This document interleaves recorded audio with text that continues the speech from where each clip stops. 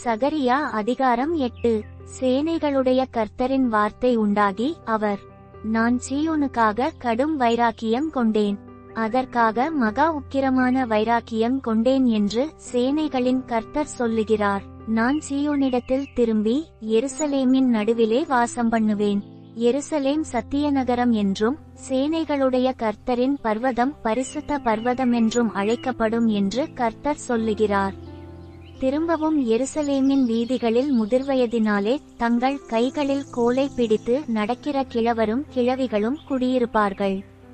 நகரத்தின் தெருக்களிலே விளையாடுகிற ஆண்பிள்ளைகளும் பெண்பிள்ளைகளும் அதன் வீதிகளில் நிறைந்திருக்கும் என்று சேனைகளின் கர்த்தர் சொல்லுகிறார்.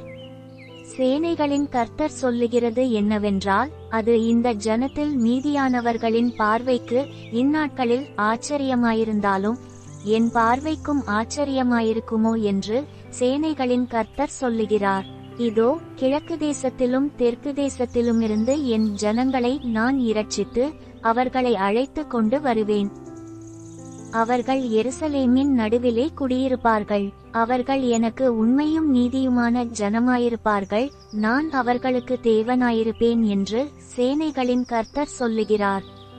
சேனைகளுடைய கர்த்தரின் வீடாகிய ஆலயம் கட்டுப்படும்படிக்கு அதன் அஸ்திபாரங்கள் போடப்பட்ட நாள் முதற் கொண்டிருக்கிற தீர்க்கதரிசிகளின் வாயினால் இந்த வார்த்தைகளை இந்நாட்களில் கேட்டு வருகிறவர்களே, உங்கள் கைகள் திடப்படக்கடவது என்று சேனைகளின் கர்த்தர் சொல்லுகிறார்.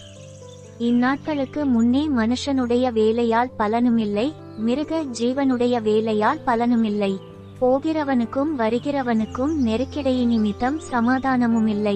எல்லா மனுஷரையும் ஒருவரையொருவர் விரோதிக்கச் செய்தேன். இப்போதோ இந்த ஜனத்தில் மீதியானவர்களுக்கு நான் முந்தின நாட்களில் இருந்தது போல இருக்க மாட்டேன் என்று சேனைகளின் கர்த்தர் சொல்லுகிறார்.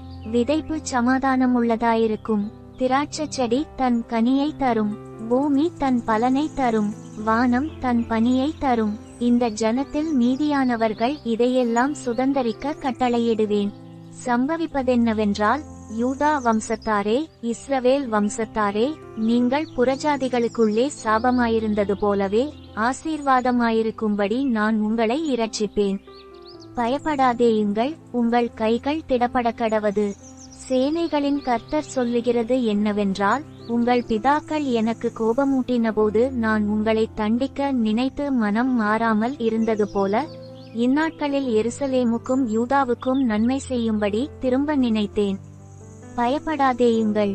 நீங்கள் செய்ய வேண்டிய காரியங்கள் என்னவென்றால், அவனவன் பிறனோடே உண்மையை பேசுங்கள்.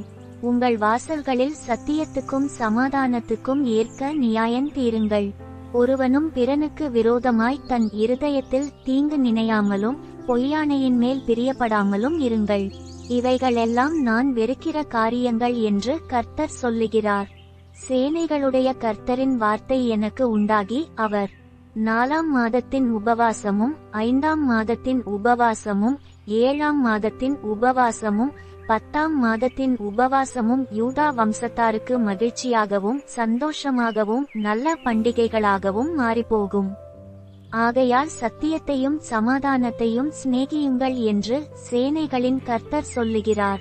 இன்னும் ஜனங்களும் அநேகம் பட்டணங்களின் குடிகளும் வருவார்கள் என்று சேனைகளின் கர்த்தர் சொல்லுகிறார்.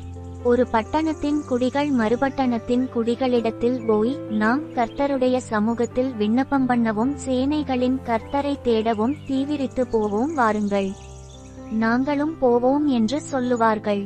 அநேக ஜனங்களும் பலத்த ஜாதிகளும் எருசலேமிலே சேனைகளின் கர்த்தரை தேடவும் கர்த்தருடைய சமூகத்தில் விண்ணப்பம் பண்ணவும் வருவார்கள். அந்நாட்களில் பலவித பாஷைக்காரராகிய புறஜாதியாரில் 10 மனுஷர் ஒரு யூதனுடைய வஸ்திரத்தொங்கலை பிடித்துக்கொண்டு, தேவன் உங்களோடே இருக்கிறார் என்று கேள்விப்பட்டோம், ஆகையால் உங்களோடே கூட போவோம் என்று சொல்லி அவனை பற்றிக் கொள்வார்கள் என்று சேனைகளின் கர்த்தர் சொல்லுகிறார் என்றார்.